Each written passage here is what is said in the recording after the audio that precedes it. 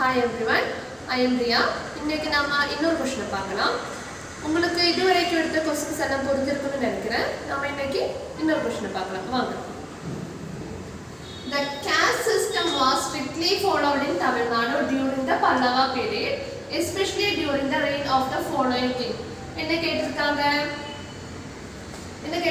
The caste system was strictly followed in Tamil Nadu during the Pallava period, especially during the reign of the following king. And then the options are A. Vishnu Goba and B. Mahendravarman first and C. Nandhivarman first and D. Nandhivarman second. நம்ம இதோட answer என்னன்னு பார்க்கலாம். Answer என்ன? Nandhivarman first தான் இதோட answer. நமக்கு இதோட explanations கொஞ்சம் பார்க்கலாம்.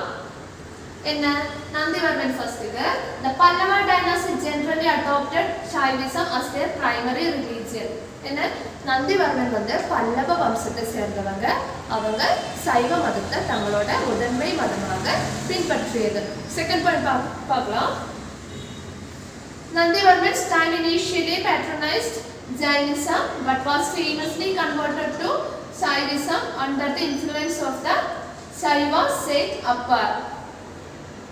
அவங்க முதல்ல சமண மதத்தை ஆதரிச்சாங்க. சமண மதம்னா என்ன? ஜைனிசம் தான் சமண மதம். ஆனா அவங்க சைவ மதத்தோட சைவ துறவி அப்பாரால் அவங்க திரும்பவும் சைவ மதத்துக்கு